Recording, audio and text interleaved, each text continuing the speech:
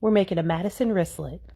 The first thing we're going to tackle is our connector piece. So grab your 3x2 cut. You're going to fold the long raw edges into the center, then fold the whole thing hot dog style. And now we're going to head to our machine so that we can top stitch at 1/8 of an inch seam allowance down both sides. Should look something like this.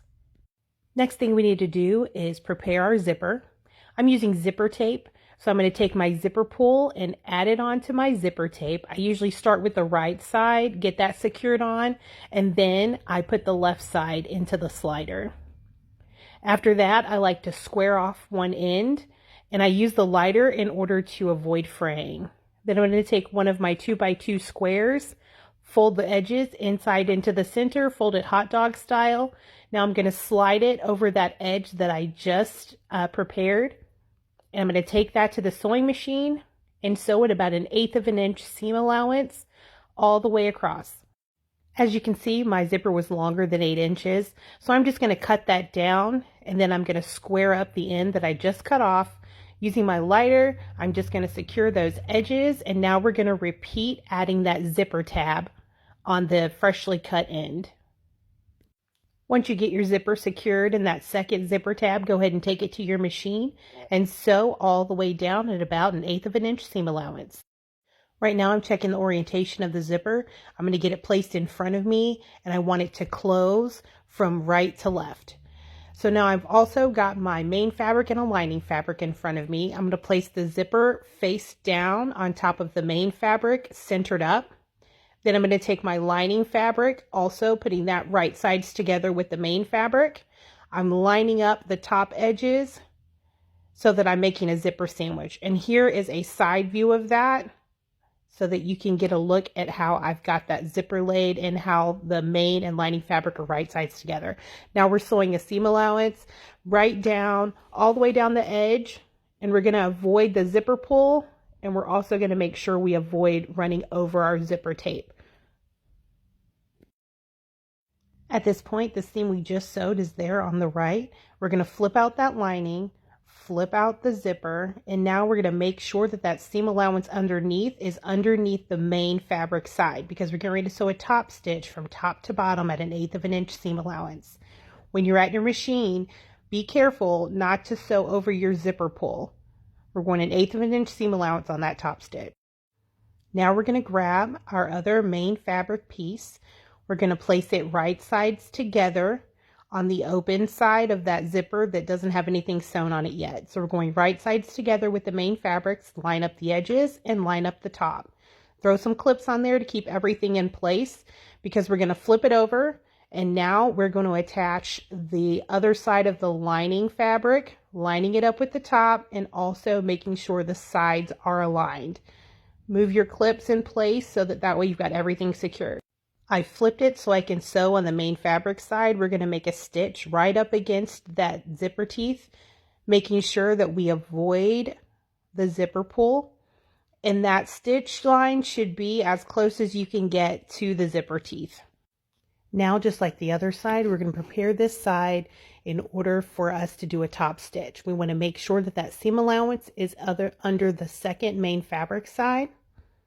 And we also want to make sure we do not have the lining caught inside the seam. So head to your machine, 1/8 of an inch seam allowance, sew it down from top to bottom.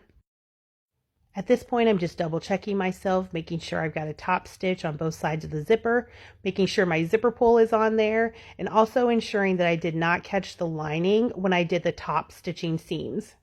Now I'm going to decide which side of the main fabrics is going to be the front. I always like my zipper to close from right to left, so the front is closest to me, and I'm pulling that lining back out of the way. Now we're measuring to find our center so that we can add the metal labels. The center going horizontally is going to be 4 5/8, and now I'm going to measure down about 1.5 inches from the zipper tape in order to make my center marking for where I want to place my label. As you can see, I'm just meeting up those two lines. I take my washer and place it right on top of that line. For you, you can mark with your pen where your holes need to be and then use your seam ripper. I have a blade that I use in order to place my holes in the fabric. So I'm going to grab my tool, put my holes in, and then I'm going to grab my label. Using the prongs, slide those in the holes that I made. Flip it over, put your washer on the back, and you can flip the prongs either in or out in order to secure your label in place. The next step is to match your front and back main fabrics right sides together. Throw some clips on there to keep everything in place. Then we're going to match up the top stitch seams and put a clip on there. Do that on both sides of the zipper. At this point, you want to make sure that the excess zipper is folded in and it's laying on the lining side. Here I'm flipping my project for the front side to be against the table. Make sure your zipper is open and the zipper pulls on the right. Mark 1 inch down for where your connector goes, and now we're going to place markings of where we need to clip our corners so that we can have box corners. We're basically cutting out a square that's 3/4 of an inch in from the side, 3/4 of an inch up from the bottom. Once you get those drawn on, make sure you secure with your clips, and then we're going to clip out those corners. So by the time you get done, it should look a little something like this. Now grab your connector strap, put it through your D-ring, and those raw edges are going to be poking out the edge. We're ready for the sewing machine. We're going to sew all the way around the project, leaving about maybe a 4-inch gap in the lining side so we can flip the project later. Make special notes by the zipper tab. You want to make sure you do not sew over the zipper tab. We're going to sew right next to those, but we're not going to sew over the zipper tabs. So when you're at your machine, we're sewing all the way around the project at about a 1/4 of an inch seam allowance. And as we get up on those zipper tabs, we're going to sew right next to them, but not over the zipper tabs. Now that you've sewn all the way around, we're going to box up the corners. You'll want to match up the bottom seam with the side seam. You're going to put the seam allowance for the top one way, and you'll put the seam allowance for the bottom the other way. And now we're going to repeat that on all 4 corners. Then we're going to take it to the machine, and on the main fabric side, we're going to box those corners at about a 1/4 of an inch seam allowance. And then when we get to the lining side, we're going to box those corners, sewing at about a 1/2 of an inch seam allowance.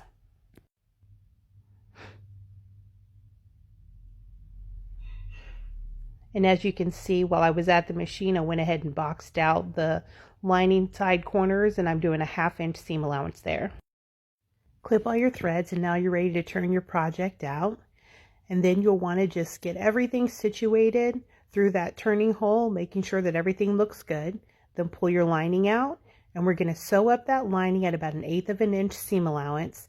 Then once you're done, tuck that lining back in, add your strap, and there you go.